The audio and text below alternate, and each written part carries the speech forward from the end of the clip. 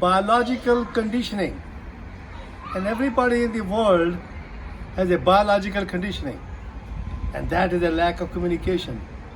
And the biological conditioning is so much impregnated in every cell of our body that we are daydreaming at daytime. Even we are looking outside, but we are still daydreaming. And that's called the biological conditioning. But at night, usually we are dreaming 24 hours a day.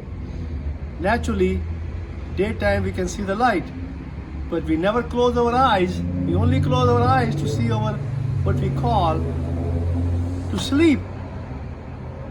Jesus said, the kingdom of heaven is inside.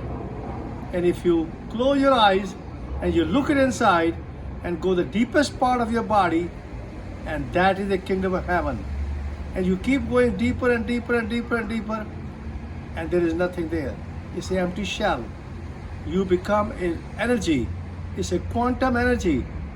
And that energy is neither created nor destroyed. The first law of thermodynamic is the energy is neither created nor destroyed. And the second law of thermodynamic is when the energy convert to one to another, part of it gets wasted, and that is called entropy. And that's how our body is. So our body is always in the present. The mind is totally conditioned, and that's what my father said. The mind is totally conditioned, and the body is also conditioned. But you can get your conditioning controlled by looking at biological conditioning. Because we have three things. One is the instinct. The body is totally in the present all the time, but nothing can go wrong with the body.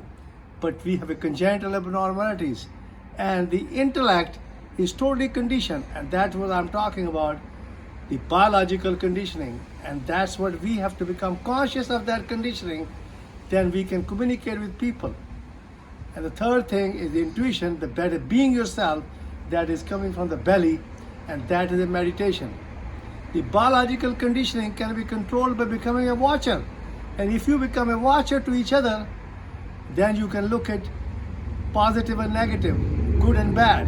But you have to communicate openly, sincerely, honestly to yourself, because the body, every cell of the body is totally honest and sincere. And that's what Jesus Christ is talking about. The heaven is inside of them. And the Nanak said the same thing, that we are the existence. And what we have two eyes, nose, ears, a mouth, and one is pee and one is poo, and two hands and two legs. And that's the total 13. And 13 is the total existence. And that's how we come in this world. So we have to learn how to do a biological conditioning has to be controlled by the consciousness. And that's each one of us to do that. And the biological conditioning, the only way it can be controlled if you become a little more conscious to yourself. But at the same time, you become more and more conscious to yourself by doing that, what we call that unconditional communication. And I love you all because we want to communicate with everyone. I'm telling my daughter, two of them, do the third and fourth of them. They are actually the fourth and fifth of them, and I want them to communicate.